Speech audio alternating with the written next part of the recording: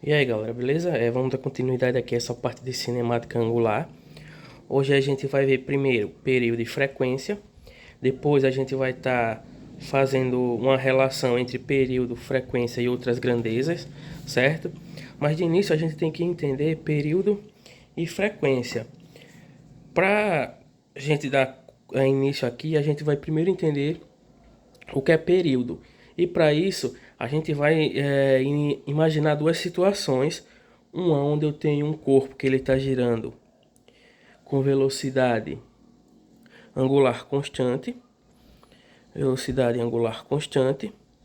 certo? A gente tem que imaginar essa primeira situação. Para a gente dar o conceito aqui de período, a gente tem que imaginar um corpo girando com velocidade angular constante ou um corpo que esteja em movimento circular e uniforme. Por que isso? Porque quando esses dois corpos estiverem nessa ou em uma dessas duas situações aqui, o tempo que ele vai dar, o tempo que ele vai percorrer uma circunferência, porque ele vai dar uma volta completa, vai ser o mesmo intervalo de tempo. E esse intervalo de tempo aí, certo? Que ele vai levar para dar uma volta completa em torno de uma circunferência, é exatamente o que a gente vai chamar de período. E a gente vai representar o período pela letra T, beleza? Só relembrando, o que seria o período aqui, levando em conta essas duas situações. O período vai ser o intervalo de tempo necessário para se completar uma volta, certo? Em torno daí de uma circunferência. Onde o período é dado, a gente vai estar usando essa letra aqui para representar o período. Já no Sistema Internacional de Unidades, ou seja, aqui no SI, a unidade de período vai ser o segundo, certo? Isso, claro, no SI. Só que além do SI, outras unidades também podem ser usadas para quando a gente estiver trabalhando com período. A gente também pode usar hora, minuto, dias, certo? Anos. Isso vai depender muito, só que no Sistema Internacional de Unidades, a gente vai estar trabalhando com essa situação aqui, onde a gente tem que a unidade do período vai ser o segundo. Só lembrando, período vai ser o intervalo de tempo necessário para um corpo ou uma partícula que esteja com velocidade angular constante ou em movimento circular uniforme. Vai ser o intervalo de tempo para essa partícula ou esse corpo, certo? Dar uma volta em torno dessa circunferência. Beleza? Então, isso aí que é o período, ele é representado pela letra T. Então, agora que a gente já deu aqui o conceito de período, a gente vai entender o que é frequência. Quando a gente for calcular a frequência, a gente vai dizer que a frequência, ela matematicamente é dada por essa expressão que eu vou dar aqui para vocês. A frequência, ela vai corresponder a um número de voltas que vai ocorrer aí em um determinado intervalo de tempo. Ou seja, se o corpo ele dá uma volta em um segundo, então isso é a frequência dele, uma volta por segundo, beleza? Então lembrando, frequência é o número de repetições que vai ocorrer em um certo intervalo de tempo. E com essa expressão aqui, a gente consegue encontrar aí a frequência do corpo, certo? E da mesma forma que a gente encontrou aqui no SI a unidade de período, a unidade de frequência no Sistema Internacional de Unidades vai ser o Hertz, que é representada por essas duas letras aqui, beleza? E é escrito dessa forma aqui, ó, Hertz. Então, no Sistema Internacional de Unidades, a unidade de frequência é o Hertz. Só que, claro, além da unidade de frequência que a gente poder usar o Hertz, a gente também pode usar revolução por minuto, revolução por hora, ok? Onde um Hertz ele vai corresponder a uma revolução por segundo, beleza? Então, essas aqui são as unidades de frequência que a gente vai estar trabalhando. Claro que a gente vai dar prioridade à unidade que o Sistema Internacional de Unidades usa, e no Sistema Internacional de Unidades, a unidade de frequência é o Hertz, onde, como eu disse aqui, um Hertz é igual a uma revolução por segundo. Para a gente melhorar um pouco essa expressão que a gente tem aqui para frequência, a gente vai fazer o seguinte: vamos imaginar aí que o corpo, a partícula, ele dá uma volta aí ao redor da circunferência. Então, ó, n vai ser igual a 1. Então, se ele vai dar uma volta, o intervalo de tempo, ele vai ser igual ao período, já que o período é o intervalo de tempo para a gente completar uma volta, certo? Então, onde tem n, eu vou colocar 1, onde tem ΔT, eu vou colocar t aqui, que representa o período. Então, através dessa expressão aqui, ó, a gente facilita muito o trabalho da gente, e a gente vai, na maioria das vezes, estar usando essa expressão para encontrar a frequência, no lugar da gente usar essa daqui. E o que essa equação aqui também diz pra gente? Essa equação aqui, essa expressão diz pra gente o seguinte, que a frequência, ela vai ser o inverso do período. Se a frequência é o inverso do período, eu posso dizer também que o período, certo, vai ser o inverso da frequência, ok? Então, a partir dessa ou dessa, eu posso encontrar por essa de baixo o período. Eu posso usar essa para encontrar a frequência se eu tiver o período, e essa para encontrar o período se eu tiver a frequência.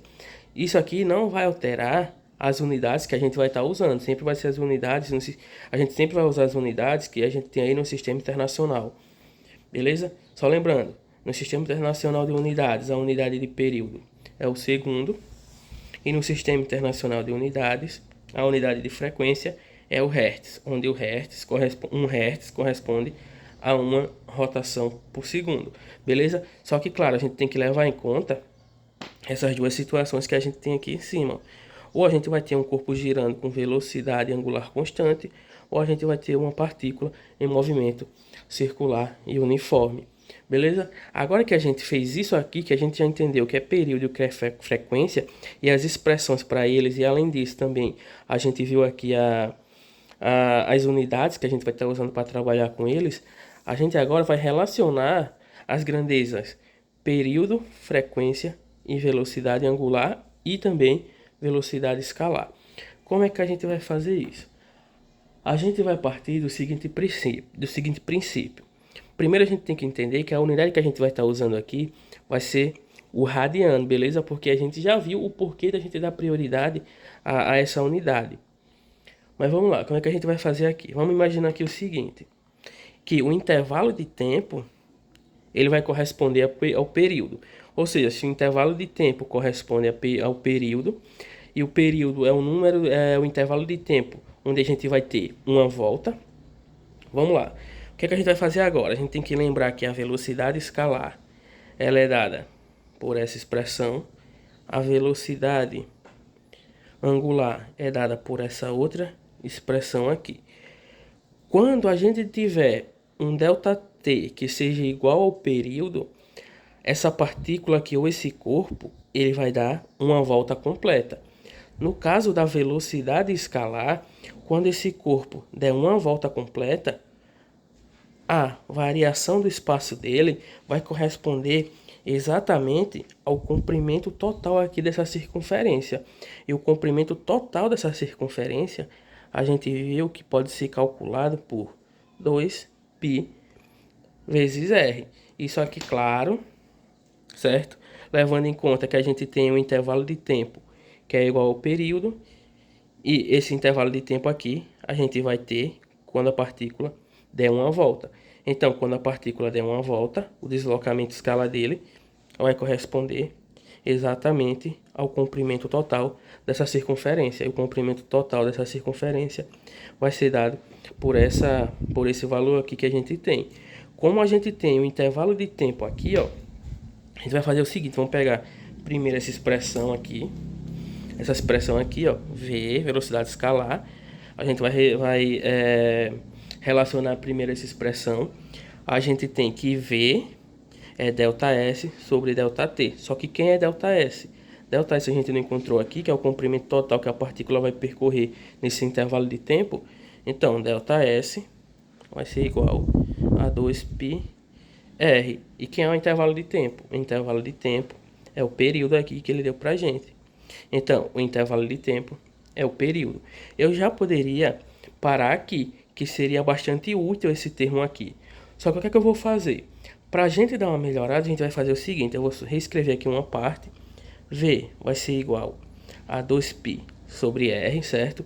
Como T está dividindo todo esse termo aqui, eu posso escrever T dessa forma aqui, ó. 2π vezes R vezes 1 sobre T. Isso aqui que eu acabei de fazer é só uma outra forma de eu escrever isso aqui. Mas isso aqui de baixo e isso aqui de cima tá querendo dizer e tá dizendo a mesma coisa. É só uma outra formatação que eu vou escrever. Beleza? Só que o que acontece? Se a gente reparar bem, quem é isso aqui? Que a gente viu logo no início, quando a gente começou a dar o conceito de período e frequência. A gente viu lá, ó, que frequência é igual a 1 sobre t. E a gente não tem 1 sobre t aqui, não é?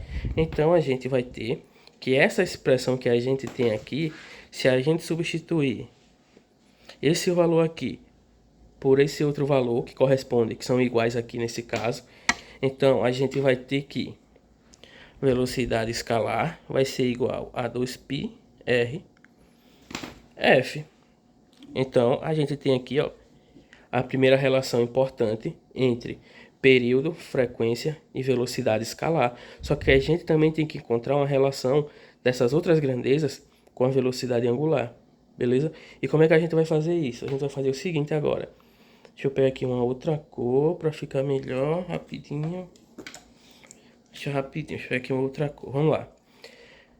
A gente tem que a velocidade angular é dada por essa expressão aqui. A gente já tem um intervalo de tempo que corresponde ao período aqui.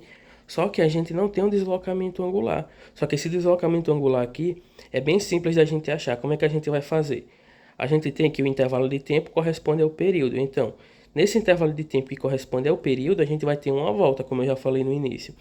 Então, quando essa partícula ela der uma volta aqui, qual vai ser o deslocamento angular dela? Qual vai ser o ângulo que ela vai estar formando do ponto onde ela estava até ela dar uma volta e chegar aqui novamente? Se a gente reparar bem, o deslocamento angular dela aqui, ó, vai corresponder a uma volta. E como a gente já viu, uma volta aqui a gente vai formar um ângulo de 360 graus. Só que como eu disse, a gente vai dar prioridade a radiano. E 360 graus corresponde a 2π radiano, certo? Pronto. Com esse valor aqui que eu acabei de encontrar para o deslocamento angular, basta apenas a gente fazer as devidas substituições aqui, como eu fiz para a velocidade escalar, e a gente vai chegar à relação entre velocidade angular, período e frequência. Vamos lá, vou escrever aqui, ó. Velocidade angular vai ser igual a deslocamento angular, e o deslocamento angular a gente achou aqui, ó, corresponde a 2π radiano, então vai ser 2π sobre o intervalo de tempo. E que é o intervalo de tempo? O intervalo de tempo aqui não corresponde ao período? Então a gente tem aqui, ó. Então essa daqui é a velocidade angular, certo? É a relação entre velocidade angular e período. Só que, claro, a gente vai dar uma simplificada aqui nessa expressão, fazendo da mesma forma que a gente fez para a velocidade escalar. E como é que a gente vai fazer, ó? Ômega vai ser igual a 2π vezes 1 sobre t. Não mudei nada, só fiz só dar uma organizada aqui melhor para a gente entender. E 1 sobre t, a gente não já viu quem é? A gente não já encontrou 1 sobre t? 1 sobre t não é esse valor aqui? Então, onde tem 1 sobre t, eu vou substituir aqui por f. Então, ômega vai ser igual a 2π vezes f, beleza? Então, a gente chegou aqui a uma outra expressão aqui que relaciona velocidade angular, frequência e período, beleza? A gente poderia parar aqui, só que eu não vou parar agora porque eu quero demonstrar aqui uma outra expressão. Em vídeos anteriores a gente chegou que a velocidade escalar, isso aqui já não tem mais nada a ver com essa parte do vídeo, certo? É só relembrando uma expressão que a gente já viu. A gente viu que a velocidade escalar é ômega vezes R.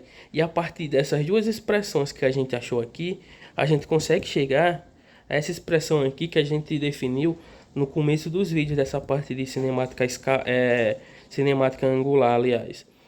Então vamos lá, como é que a gente vai fazer? Vou escrever aqui, que a velocidade escalar é 2π r f. Se a gente der uma organizada nos termos que a gente tem aqui, ó, v vai ser igual a 2π f vezes R. Só que se a gente reparar bem, quem é esse termo aqui, 2πf? 2πf não é essa expressão que a gente acabou de encontrar aqui agora? Então, onde tem 2πf, eu vou substituir por ômega. Então, V vai ser igual a ômega R. E a gente chega aqui, ó, a essa expressão que foi definida nos começos dos vídeos. E a gente pode encontrar ela, além daquela forma que a gente encontrou nos primeiros vídeos, a gente também vai poder encontrar ela a partir dessas duas expressões aqui, através dessas relações que a gente encontrou aqui. Beleza?